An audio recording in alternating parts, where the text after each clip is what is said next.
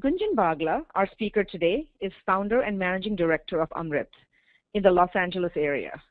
Amritt's consumer products practice helps American and European companies to engage more deeply with India, and its clients include large and mid-sized corporations in food, nutraceuticals, home care, and personal care.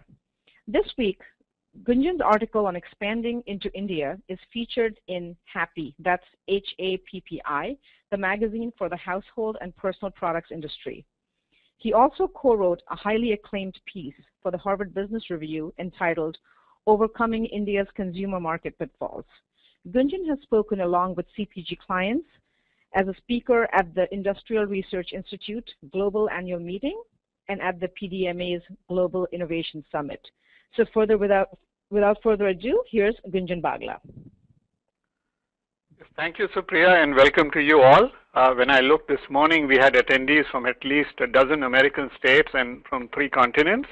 So thank you all for making time to join. I know for some of you it is late in the day, and we appreciate you being here. So if you were to have traveled to India about 4 years ago, you might have seen the evidence of one of our clients entering the Indian market. Paramount Farms, which is the world's largest grower of pistachios, launched its lip-smacking wonderful brand in India around that time. They worked with us for a period of about 7 years. And at that time, American brands in the pistachio market were virtually unknown. Paramount took a number of concerted steps to establish themselves in the market and essentially to displace the legacy Irani and Afghani suppliers that had a century-long relationship with the Indian wholesalers and traditional markets. If you fast forward to today, over 12,000 outlets are selling wonderful pistachios all across the country. 12,000 seems like a lot, but for a country the size of India, it's actually still a fairly small presence, and they have a long ways to go. The picture at the bottom right is their initial factory in Gujarat, and since then it has been expanded. They have a new facility which is a much larger location, which I look forward to visiting on my next trip to India.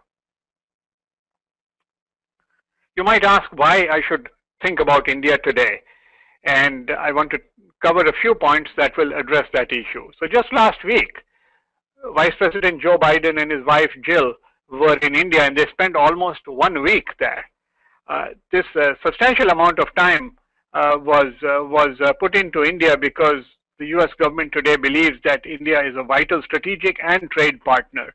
In fact, Vice President Biden talked about a time when bilateral trade between the 2 countries might reach $100 billion and then go from there to up to $500 billion over a period of 5 to 10 years. There's a substantial upside to the business between both countries.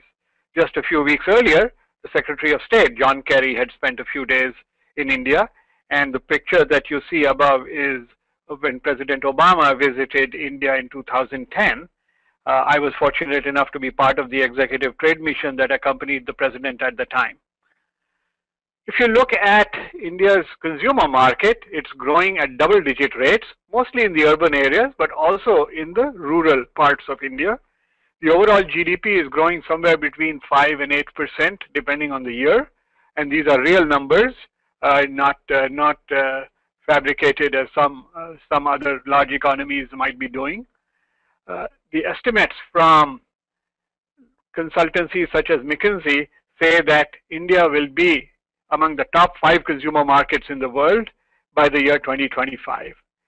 There's a lot of activity in India, and I will get into some of that, but it's important to realize that American companies are winning in India's consumer market today, and that the timing of your decisions in the next year or 2 is going to be critical to see whether you can succeed against the European and American and Indian competition, which we will get into here in a moment. So very briefly about Amritt, we help Global 2000 companies with market access, with R&D services, with finding sources of manufactured products, and we work in all of those areas very vigorously with the C-level and VP level at our clients. We typically have deep relationships with many of our clients that work with us for a number of years at a time and sometimes longer. For some of our clients, we also offer tailored workshops on succeeding in India, whether it is on the R&D side, whether it's on the sourcing side, or the market entry and expansion side. This webinar is going to focus on the consumer goods business and primarily consumer packaged goods. I know that some of the attendees are selling consumer durables or luxury goods, and I will be happy to take questions specific to those segments, but the material is largely geared towards CPG, or as they say in India, FMCG. So we'll do a quick overview, then we'll jump into the 4 P's of marketing, as you all know, and how do they apply to India. We'll talk about R&D and engineering collaboration with India, and we'll have a brief discussion on sourcing with India. But what I'd like to do at this time, before going further, is to find out a little bit more about you, the audience. So let me launch my first interactive poll. You should see on your screen a question that I'd like you to answer, and your answers will not be displayed with your name, so we'll just display the summary information.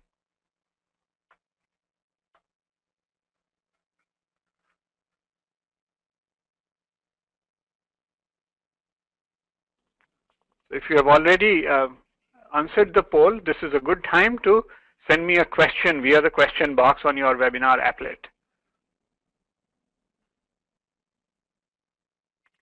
I think most people have voted, and so let me close the poll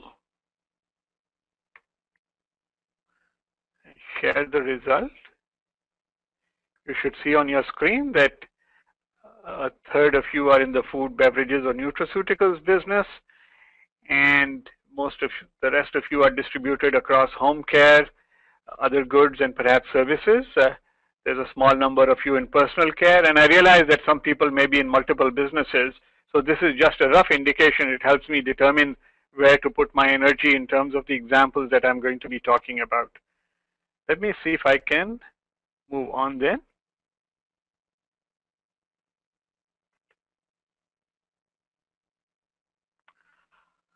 One factor that doesn't become very clear to people who are first looking at India is how America-centric Indian society has become today. This was a poll conducted by Ipsos some time ago, and they asked people, what do you think of the United States? I just want to highlight the fact that Indians' view, I should say, of the United States was almost as positive as Americans' own self-view. And the so-called BRIC countries, Brazil, China, and Russia, are ranked much lower. Russia all the way down at only about 23% of Russians feeling positive. And remember, this is several years ago. This is not, the numbers for Russia have probably gone down given the events of the last couple of years. The Pew Center conducted a similar poll and asked people in 16 countries whether they view the United States positively or negatively. And in 2011, 90% of Indians disagreed with having a negative view of the US, so they had a positive or favorable view of the United States. And this is visible in the billboards across India. I took pictures every time I travel to India, and the picture at the top is from the southern city of Chennai. It's advertising services for a cell phone company, but you can see readily that in the globe, in the snow globe, there's a picture of the Golden Gate Bridge, the Empire State Building, the Statue of Liberty, because these symbols are readily recognized by the average Indian. And again, this is a testament to how much Indians seem to have an affinity for the US. The picture at the bottom may be a little bit harder to understand, and so let me just give a quick explanation. When Joe and Jill Biden were in India, the Amul butter company had this ad talking about Jo dar gaya, samjho kar gaya, and I won't try to explain the pun behind that, but you'll see at the bottom again it says Amul and Biden butter. We'll talk more about Amul towards the end of the presentation, but I just wanted to point out that Vice President Biden was greeted by the commercial companies in India with billboards all across the country. Let me give you a nutshell description of India as a country. It's over 1.2 billion people. In the cities, you have almost 300 million Indians living there. and that contributes less than 30% of the overall population. India is an old society, but a young country. Most Indians are under 25, and so their brand preferences haven't been formed. Many of them are newly affluent and ready to embrace American brands. So any investment you make in India will last you for many, many years, as many of these new entrants to the middle class are going to be very open to your particular brands. India is a complex country. Think of India as you might of Europe, because it has 23 official languages, although most commercial business is run in English with an Indian twist. So if you're advertising in India and you're a company such as Western Union, you might decide to run all your advertising in regional languages. But if you're conducting business signing contracts, chances are that you'll be doing that in English, because even within India, English is used as the language to communicate across states and across regions. At the bottom, I have descriptions of some of the largest cities in India. I won't dwell on this right now for this particular presentation. The slides will be available to you by email later if you like. And in my book on doing business in India, I go into a lot more depth about India in context, dividing it by region, by religion, and by sector and by economic status and so on. And again, we'll be happy to send you information about any of those by email later on. Here's a quick snapshot of some of India's largest consumer companies. This is not a complete list. We've just taken a sampling of a few companies. And I want to point out just a couple of factors. The gorilla in the room in India is Unilever. Their sales far exceed anybody else's in India, and they have been there for a long time. Now, just a few weeks ago, Hindustan Unilever India, which is a public company traded on the Indian Stock Exchange, was a big chunk of it was acquired by Unilever. It's a European operation. They bought about 15 or 16% more of the company, paying over $1 billion to Indian stockholders. And now Unilever Corporate owns, I think, about 70% of the Indian subsidiary, of the Indian unit. You'll see other companies that are successful at the top also are European, Nestle, which is Swiss, ITC, which is the former Imperial Tobacco Company, and now known as, I think, British American Tobacco. They own a good chunk of ITC India, which is into many businesses such as fishing and cigarettes and hotels. The number here represents only the consumer business. The rest of the names on this list may not be familiar to you unless you've been active in India, and they're largely Indian companies such as Nirma and Dabur and Tata Tea, which is now called Tata Beverages actually, and Godrej. These are all substantial players. Some of them have initiatives going outside the US, and some of them have very well-defined brand positions. We can get into depth into some of this if any of you are interested during the question period. Let me move on and talk a little bit about what is driving the growth in India's CPG market. First of all, as a result of the liberalization that began in 1991, now almost 22 years ago, this month, per capita income has been rising fairly rapidly. In the India prior to 1991, less than 20 million people would have had a lifestyle similar to the American middle class, and today that number exceeds 100 million. And so there's considerable ability to spend money on consumer goods beyond the basic necessities. The other thing that has happened during this time is that hundreds of millions of people have moved from the villages and rural areas to the cities. And the number of cities with population over 1 million has increased considerably. Within the cities, it is possible to deliver them modern consumer goods in a relatively more efficient manner. And so there's been tremendous growth for the Indian companies as well as for the Western companies. And with this growth has come what we know well as market and product segmentation. So many new products have been introduced both by Western and Indian companies recently. I already talked about how India is a young country, so I won't dwell on that. I do want to point out one other factor that drives consumption in the cities in India, particularly among young people. India has the world's largest movie industry. Bollywood, as it is sometimes called, produces more movies than Hollywood by a factor of 2 or 3. And there are several cities beyond Mumbai where movies are produced. Movies have become a very fundamental part of Indian middle class life and a source of aspiration for its youth.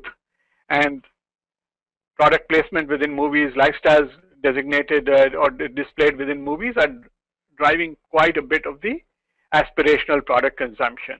Now, Western movies are available widely in India, unlike China. There's no limit on the number of American movies that can be shown, but the audience in general prefers to watch local movies. So you have a mix of both media. And all of these together are driving the growth in the CPG market. Let me talk briefly about one American success story. Colgate-Palmolive has been in India for many years. After liberalization began, they found that their position of dominance in the toothpaste market began to be threatened, and more they've started to release specialized products. One of them was released just a couple of years ago, targeting the sensitive tooth market, and it very rapidly gained market share to establish itself as a strong player against both Indian and multinational competition. So dynamic action is possible in the consumer business in India. And generally speaking, all boats are rising. While Colgate in this case took market share away from other people, it's not that the other people suffered. Their sales are growing as well. I'm going to now switch to talking about the 4 P's of marketing as they apply to India. But let me see if I can run one more quick poll before I go there. I just want to get a sense. I just wanted to encourage anyone, any questions that have come up, please do use the webinar applet and send it our way so that they can be answered by Gunjan through the session. Thanks.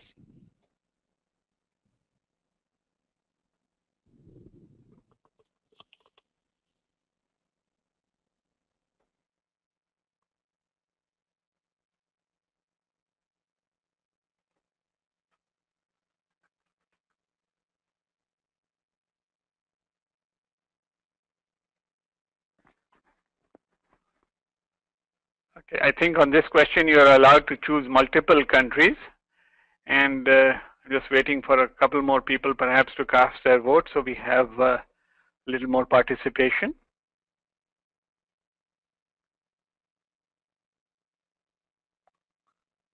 I think we are about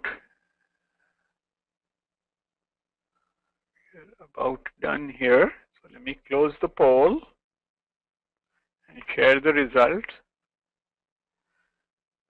So it looks like most of you are interested in Brazil, China, and India almost equally, and then some of you are interested in the rest of Southeast Asia or South Asia, and some are interested in Africa as well already. That's helpful to know.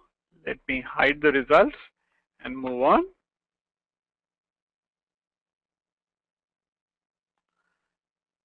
So I want to give you an example of some work we did a little while ago for a client. I have to be a little circumspect about their identity because of confidentiality, but this client had been in India for a couple of years, and their sales were considerably below their projections. When we looked at their strategy and execution in India, we found that they had priced the product the way that the consumer would have expected. This was a limited marketing push, and we found that their advertising and promotion was fine for the level of effort and sales that they expected. They really couldn't afford television or radio advertising at the budgets they were talking about, and they had spent their advertising money widely. They had limited distribution to some of the major cities, but that's what they had considered within their sales plan, and sales were still lower than the numbers that they had expected. So they hired us to help figure out how to diagnose this further, and we decided to run a series of focus group in the target cities that they had entered. We found that many people had sampled their product, but really decided that they didn't want to buy it again. And the reason was one particular aspect relating to the composition of the ingredients in the product. I can say I think that it was a food-related product, but I can't say anything more than that. And what we really found was that one of the ingredients that they were adding and spending money to add was actually not desirable to the Indian customer. So our recommendation was to take that ingredient out. This actually saved them some manufacturing and production cost. But the more important thing was that as soon as they removed this particular ingredient, that the sales spiked considerably, that repeat sales increased, and that they were able to build a stable, steady, and profitable business in India. So your product has to match the needs of the Indian consumer. That's really the message that I want to leave you with this slide.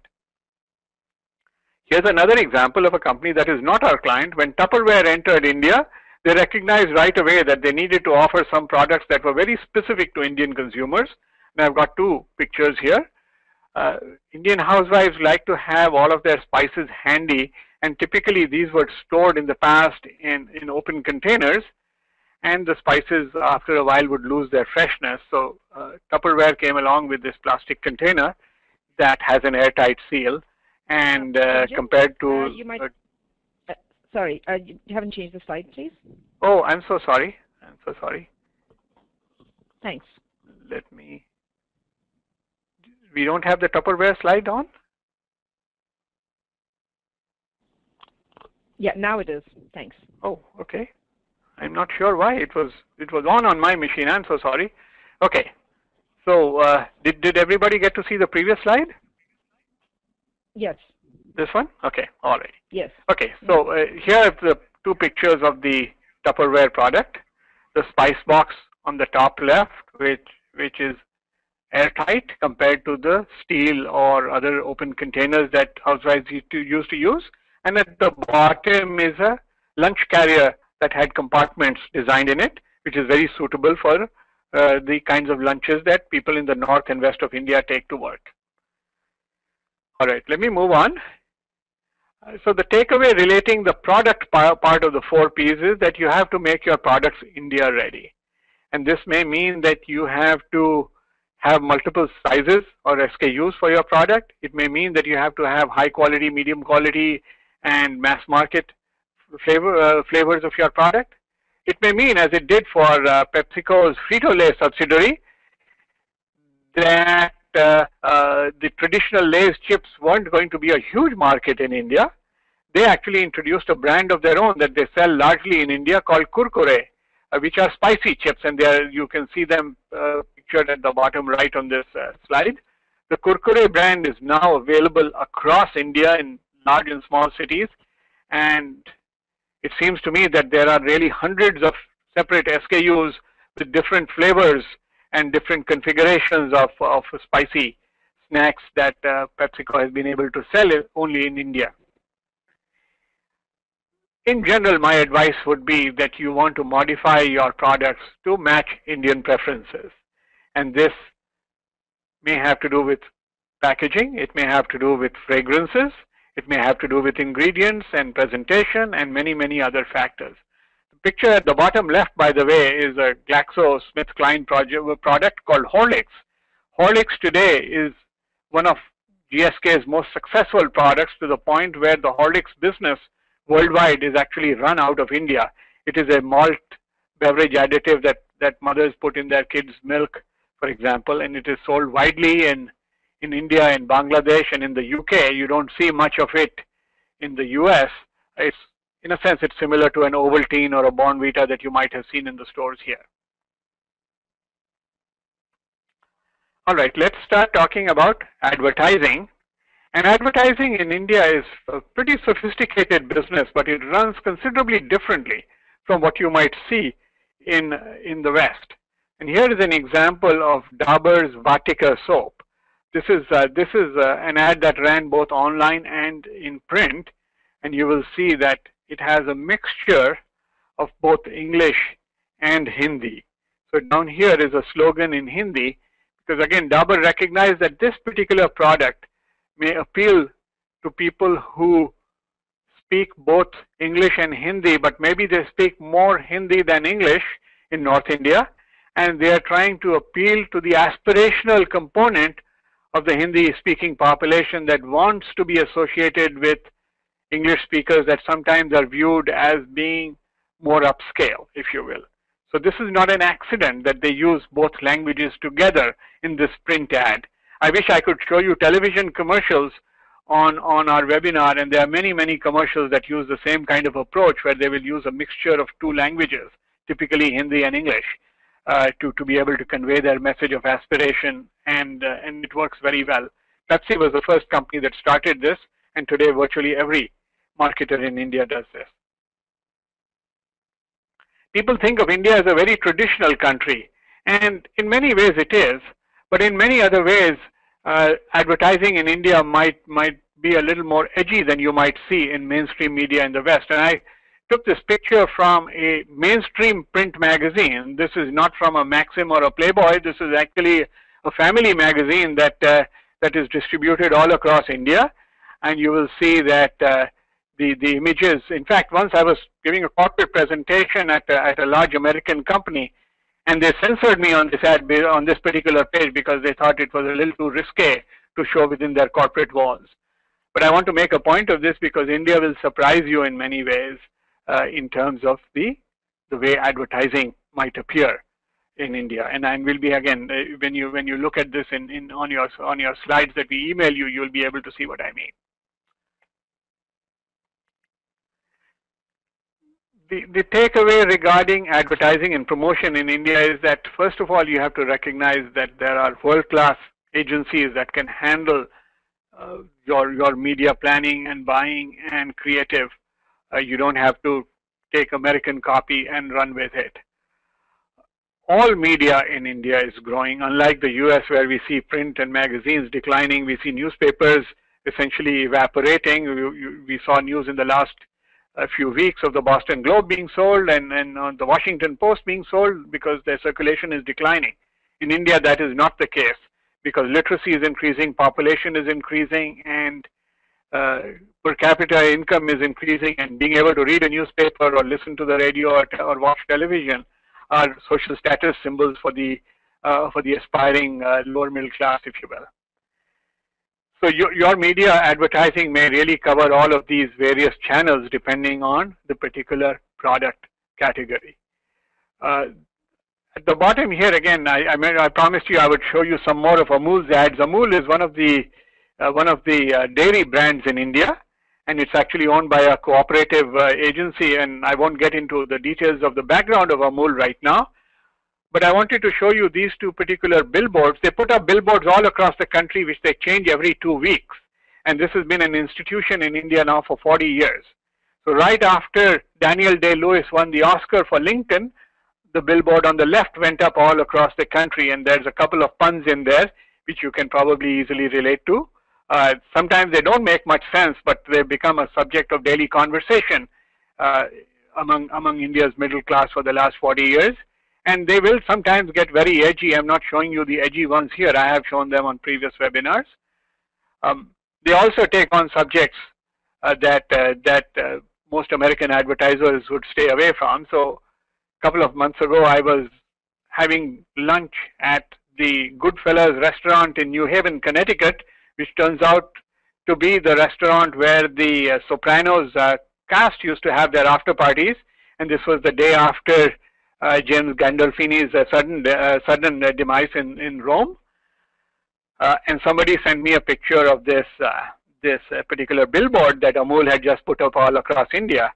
The Sopranos is a relatively popular show in India, and they felt that the Amul brand could mark the passing of James Gandolfini by using a quote from one of the shows, and you will notice, of course, that the quote is suitably edited for a billboard audience, so the swear words have been taken out of it. But they're not afraid to talk about death, about politics, about all kinds of issues that Western advertisers might often consider sensitive. Let's talk a little bit about distribution, and I think it's very important to understand some of the differences that you might perceive between the West and India. So here are two pictures of our Paramount client and their pistachio product. You will see here is their product being displayed at a so-called modern grocery store in India. And so they have a promotional stand with their signature black color, and their product is displayed very prominently. The 100% California as opposed to 100% Iran is an attractive message in India. They have their promotional staff wear the same black outfit. And you would think that the majority of Paramount sales might happen at these so-called modern grocery stores. Many of our clients, when they first come to us, will tell us they only want to be in the modern stores because that's what the environment that they are used to. Well, they're missing 90% of the market if they do that. And so in most cases, we also recommend that our clients spend some time and effort at the so-called traditional retail stores, which are typically mom and pop stores, 1,000 square feet or less, sometimes as little as 100 square feet, sometimes they're just a kiosk. But 90% of India's retail sales today happen in stores of this kind. So you will see in this particular retail store, you have the Paramount product back here, but you will see the Kraft's Cadbury brand of chocolates here, and you'll see some of the other brands. I think this is the Gems brand, and you can see some of the other candy that they have stocked here at this store. Much of our effort to making clients successful in India revolves around a very carefully planned strategy around approaching these traditional stores. Now, you still want to be in modern retail, but often modern retail is where people sample the product and then they go to their neighborhood store to make the repeat purchases. So you really need to have a presence in both in most cases. Here is some of the mechanisms in which product is distributed across India. This picture up here was taken in the center of Chennai, and this is a tricycle rickshaw where the person is distributing eggs around to the mom and pop stores that sell eggs. Here is the equivalent of McDonald's delivery in India. They remove the back seat of a scooter and they're delivering food in this manner. Now look at the picture at the bottom, and your eye might go to this Pepsi truck, which delivers bottled Pepsi drinks and snacks all across the country. But to my eye, I look at this guy here on the rickshaw, and he is also delivering consumer goods to retail stores across the city. These are all pictures taken in large cities in India. I'm not talking about the rural areas. I think this picture is from Delhi. Yeah, I can tell the license plate on the truck is from Delhi. So within the cities of India, you have multiple channels being used, multiple vehicles and sometimes bicycles being used to deliver product. And your product may be delivered using one of these mechanisms. So here's a quick success story about Pepsi. These pictures are from small towns or highway side by the side of the highways in India, and you'll see how the Pepsi name is plastered all over these kiosks and stores. In this particular case, they're competing with Coke. In this one, they painted the whole store with the Pepsi slogans on the roof, on the side, and in the front, and they distribute their product directly through distributors. Excuse me, in every town which has a population of over 5,000.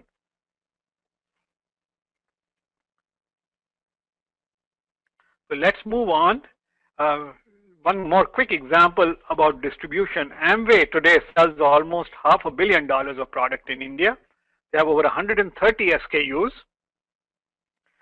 and they distribute product through 5,000 logistic partner locations. So it's a huge, huge operation. Just recently, Amway committed to spending another $100 million to expand their manufacturing and distribution in India, and they expect to hit $1 billion in sales within a couple of years. So it's a huge, huge business for them. And many other companies who sell in a similar manner are finding success in India. Very briefly, let me talk about the fourth P of the marketing mix. And this is pricing. I'll just focus on the fact that a giant such as Procter Gamble also sells this shampoo in sachets at 6 cents a piece. Shampoos being sold in sachets of single-use format account for about 65% of the total volume of shampoo sales in India. So this is by no means insignificant. Now, Procter Gamble is in many categories, such as their Tide Tide and Cheer fabric care categories. They have the Pantene and Head and Shoulders shampoo. They are big in baby care. But just a few weeks ago, they decided to launch toothpaste in India for the first time. They chose not to use the Crest brand because nobody knows Crest in India. That might be hard to believe, but there are markets where Crest is not known. They were selling Oral-B toothbrushes, so they chose to launch a toothpaste under the Oral-B brand. And it's priced very reasonably, as you can see. All right, so I'm going to switch gears now and talk about R&D collaboration as we had promised. Before I do that, let me quickly take one more poll. This is our last poll, I promise. Tell me if you are engaged with India's R&D ecosystem. And I realize some of you are participating primarily for the marketing side, so you may not be engaged, but it just gives me a sense of the composition of the audience. And again, folks, if you have any questions for Gunjan, this is a great time to send it to him before we get to the end of the presentation so that he can answer your questions accordingly. Thank you.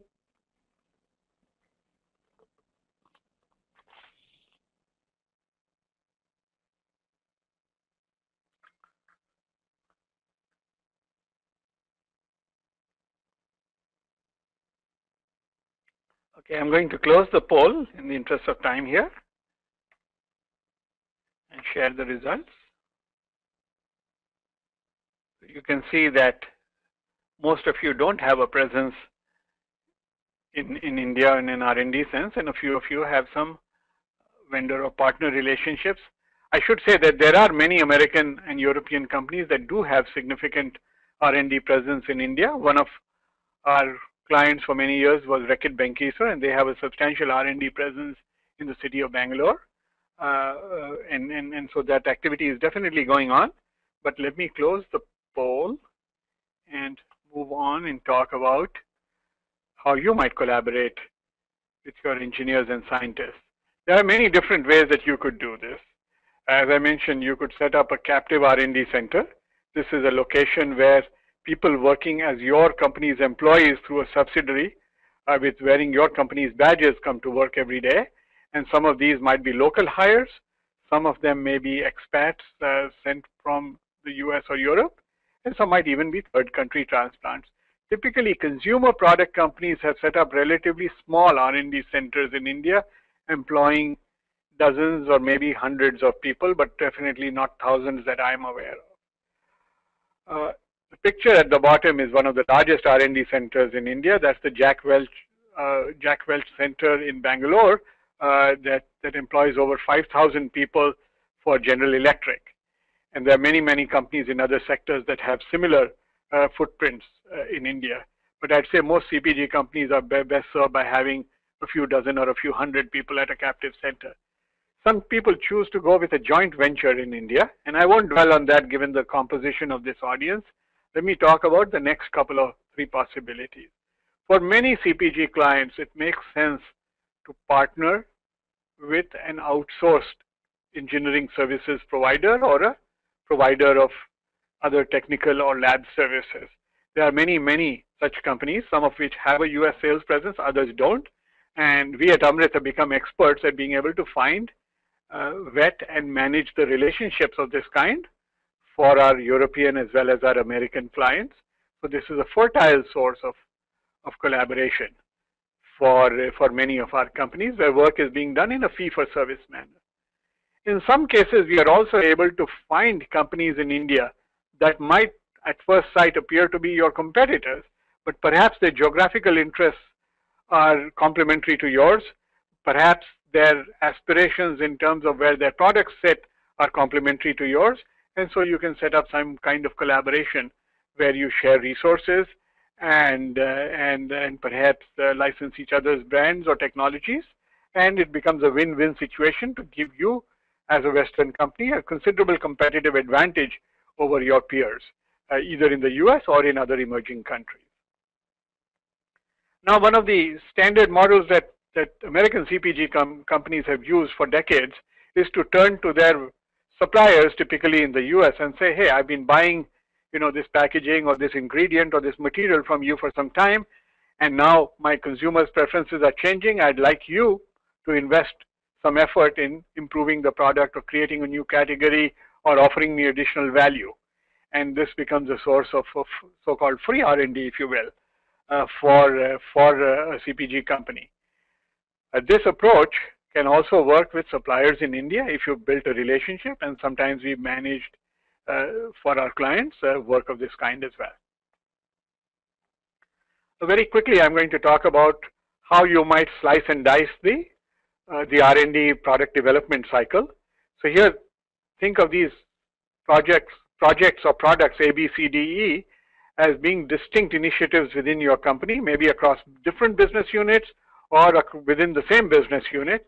And you can generally divide a product development into various phases, ranging from the investigation to the concept to going through detailed design and development, and finally test, verification, consumer focus groups to evaluate the final product and so on. And the point that we are trying to make with this slide is that the same answer doesn't necessarily apply to all initiatives. For some products, you might only do the development offshore. For other products, you might do the concept and the design offshore as well. And for some things, you might even run the voice of customer studies from offshore. So you have to choose the right mix for being able to get the best value out of your offshore efforts. Got a couple of examples I'll talk about very quickly. So one of our clients had a relatively premium brand portfolio within the West, and they were concerned that some of the private labels and store brands were moving upmarket in terms of their quality and reliability. And they wanted to see if they could be inspired by some ideas taken from societies in Asia. And so we investigated this for them and came back and presented about a dozen ideas to them about things that they could adapt. And it turned out that a couple of ideas made sense for them to be able to get approval from the business unit and implement in the West. One surprise was an idea that they really thought was too outlandish to implement in the European and North American markets, but they felt that their emerging markets team could introduce this into Africa and Southeast Asia and some of the other markets. So they were able to take some of our work and actually produce a profitable product. So we think 3 ideas out of 11 being adopted was really a home run in terms of success. Not always are we as successful as this, but there's often initiatives that where we can bring ideas, technology, IP from emerging countries that your competitors may not be looking at and bring value to your R&D and product development and marketing teams. Here's another case of a home care brand that was really the market leader pretty much worldwide in its category. And they were looking to get into additional SKUs that sliced and diced their product. And one of their initiatives was to be able to find a natural or herbal solution to have some of the same efficacy. This was a home care product. And their belief was that the humid Asian climates might actually have some local ingredients or local products that could meet the needs more effectively in this subcategory. We looked at India, China, and Sri Lanka and the rest of South Asia for them. And we looked at 3 different categories. We looked at companies that were essentially serving the same need as our client. And we wanted to see if there were products that they had developed which they may either have not marketed within their local market or may have been in a position to adapt for a Western market in return for a fee. We also turned to the national labs in India and found quite a bit of activity there.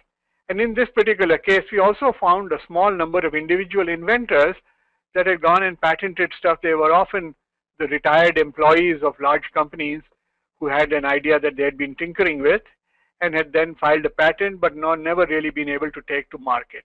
So over 24 such patents were found that were distinct categories of product. And then we also found a number of initiatives that were technology platforms or ideas that were not patented. And we brought these back to our client. they decided that they wanted to have discussions with about half a dozen of these patent holders or holders of ideas, and this is still underway. So the products from this have not reached market today. They also found that one of them was able to deliver an ingredient for them for their current product portfolio, and they're in the process of evaluating samples at this point, where they might start buying some ingredients in a cost-effective manner. This is not what they had contracted us to do, but it was a lucky serendipitous find for them, and this might be something that works out well for them in the long run. So let me try and put some of this R&D collaboration activity in this two-dimensional context. So on the x-axis, we are tracking your investment in time and cost to be able to make this happen. And on the y-axis, we are tracking the leverage that you're getting from the local innovation happening in a society such as India. So at the bottom left is the easiest way to do this, which is a fee-for-service arrangement with an external service provider, a lab, whatever. They know what to do. You sign a contract with them, they do it for you. And that's a pretty straightforward thing. You get some value out of it, but not necessarily a huge bump in terms of your innovation. In the middle are options where you have some degree of collaboration, as I talked about earlier. The biggest bang for the buck, of course, would be to have your people on your own badges working for you. And that's the so-called captive R&D center. That takes much longer to set up. It's harder to hire people, harder to retain them, particularly for CPG companies that have a small presence, but it is absolutely possible, and it can yield some huge gains in productivity for your Western team. So it's something definitely that for the right company is worth keeping in mind. We often represent this in our so-called progressive R&D leverage model, and we've talked about this in many other forums, so I will not get into detail on this, but really what we are talking about is starting at the left side here in a setup where your primary driver for R&D collaboration is lower costs, going through increased capacity here, looking for new talents, and finally in a situation where you've transformed your entire value chain by embedding global R&D across your product development cycle. Now, very few companies reach this level 4, and most companies in the CPG business don't really need to be at level 4. I think if you can get to 2 or 3, for most of your product categories, you're doing extremely well. And in some cases, it might make sense to go up to 4. So we are not saying that 4 is always better than 1, 2, or 3. You really have to find the right mix for your particular company. And this is what we spend much of our time with CTOs and VPs of R&D and their teams in being able to evaluate and recommend on an ongoing basis.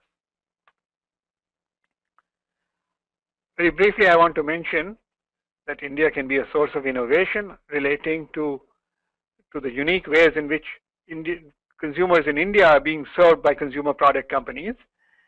And my articles and blogs for the Harvard Business Review address some of these, which we'll be happy to email to you should you send a request to us at the end of the webinar.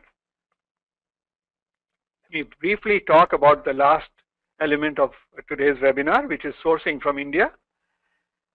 When you think about sourcing, most people automatically equate sourcing with China. And this is absolutely true. Even in the CPG business, many Western companies are buying ingredients, products, packaging, materials, you name it, from Chinese suppliers. But some of our clients today have intellectual property concerns. They have concerns around safety, especially for food supply or for children's products. And so they're looking for alternatives. The last couple of years, some of our clients have been concerned about the rising yuan. They've been concerned about labor costs in coastal China and a reluctance for them and their suppliers to enter inland China in a much bigger way. And so they're looking for some degree of alternative so that they don't have all their eggs in the China basket for overseas supply. And so there are some instances where it absolutely makes sense to look at supply from India. Now, this is not universal by any means, and we don't recommend it for everybody, but there's a considerable flow of products and services from India that is starting to affect the CPG business and starting to affect American companies in particular, and much of our engagements revolve around this. So at this point, we are at the end of our webinar. If you want a copy of our recently released report about making a splash in India's CPG market, please send an email to this address displayed on this slide, and we'll be happy to get this out to you. So Priya, do we have any questions? Yes, hi Gunjan. We do have a couple of questions. Let me start with the first one. This is Ken asking, can scientists and engineers in India design products for the Western markets in the consumer business? I ask this because the technical people in India are probably not exposed to Western society. I think that's a very relevant question, and if you had asked me this question 10 or 15 years ago, I would have said absolutely. It's hard to imagine people who don't live in American society designing products that American consumers will touch, buy, and use. But a number of things have happened, and my HBR article talked about this in some degree, but let me give you the high points. First of all, it is now possible for Western companies to encapsulate the voice of the customer in a reasonable format and deliver it to their Indian partners. Sometimes it requires guidance and support from us, but you can take videos, you can take images of products being used, you can take product samples, and then you can have reasonable write-ups that describe some of this. And so you can deliver part of that experience to the technical people on the ground in India. The second thing is that communication via video conferencing has become much more ubiquitous, and so you can have face-to-face contact with the folks that are working on this. And finally, the availability of 3D printing has made it possible for frequent exchange of prototypes and samples back and forth on a fairly quick basis compared to just a few years ago. And that allows you to fine-tune any miscommunications that might have happened and to correct for them. So overall, it is absolutely possible. And this is happening not only in the consumer business, but in many, many fields where the technical staff never actually has exposure to to the consumer that is actually going to utilize the product. I should add, though, that this is not a solution that works for everyone. So often, when a client presents us with a portfolio of initiatives, our first job is to pick and choose the ones that lend themselves to global work, and there are some that definitely don't. So I don't want to present this as a solution for everything. In fact, there have been spectacular disasters with the wrong kind of thing being done offshore. Great, thank you, Gunjan. And I also want to just call out, sort of give a last call for questions. We have a couple more questions, but if anybody has an additional question, this is your time to send it along. The second question comes from Joanne, which is, what is the right number of distributors for us? Not sure which industry she's talking about, but just wanted to let you know that. Joanne, that's a great question. And often when people come to us, they will ask, something like, we need to find a distributor for India. That's the engagement we want to hire you for. And embedded in that question is an assumption that is almost always faulty. Remember I said earlier that India has 23 official languages, and you need to think of it as if it were Europe rather than a country. And this is particularly true around consumer products. So Unilever, the example I gave earlier, has many thousands of distributors all across India. The term distributor in India for the CPG business often refers to somebody who takes orders and delivers product. They do very little demand creation. They're really working on a small single-digit margin, and their job is order fulfillment and collection of receivables. So you typically have multiple layers and multiple types of relationships and channels before your product actually makes it to market. The demand generation is often done by the company itself rather than by its distributor. So the short answer to this question is that you will probably need many, many distributors. And if you are new to India, you will probably want to enter India in a phased manner. Rare is the company that can, as a new entrant in India, launch nationally. I would say that happens, less than 5 to 10% of the time. In most cases, we guide our clients to do a a very measured and phased launch, sometimes within a region, sometimes within a few cities, sometimes within a consumer segment. But you want to minimize your risk because despite our best advice and despite your best intentions, you will make mistakes in India. And it's better to fail fast and fail quick and align yourself so that then you can start to become profitable and adjust your strategy. So yeah, you have to be careful about the way that you approach distributors, agents, resellers in India. I see that another question has come up. Yes, we actually have another question on distribution. Travis is asking, would you suggest regional distribution or separate distribution by market segments, for example, automotive, grocery, home hardware centers, etc.? Yeah, I think that's a great question, and there's not a universal answer to that question. Sometimes it makes sense, like I said earlier, to approach this regionally, particularly if it's a heavy product or there's some complexity in shipment. You might say, I will only start, say, with Western India.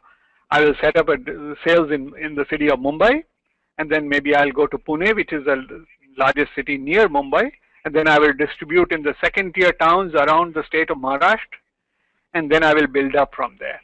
So the approach is one city, another big city nearby, and then the entire state, going to the towns, not the rural areas.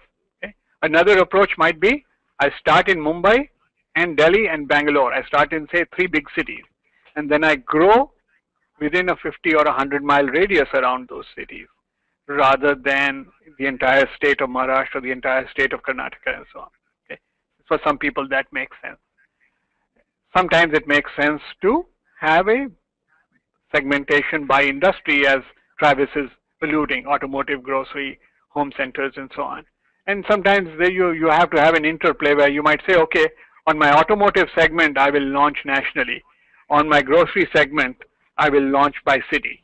So these answers really depend on the nature of your product, the size of your marketing budget, your aspirations for India, and then our insight into what the opportunity is and what the risks are. We obviously want to give you a path that limits your risk and maximizes your opportunity.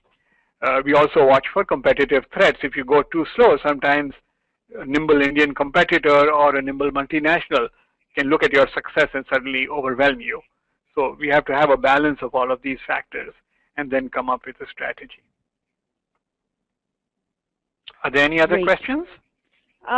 No, we are out of time actually, Gunjan. So I just wanted to thank you for your time today, and thank you everyone for attending the webinar today, Opportunities in India's Consumer Business. We hope it was informative for you. If you have any additional questions, please do email us at usa@amritt.com. Please make sure as you exit the webinar that you answer a brief survey that we would like you to fill out, and we appreciate your feedback. If you have any friends or colleagues who you think might benefit from a similar webinar, please do have them register on our website, www.amritt.com, AMRITT.com, and we will notify them of any upcoming webinars. Gunjan's information, again, is up on your screen right now, so feel free to reach out with any additional questions you might have. And thank you very much for attending today, and have a nice day. Goodbye.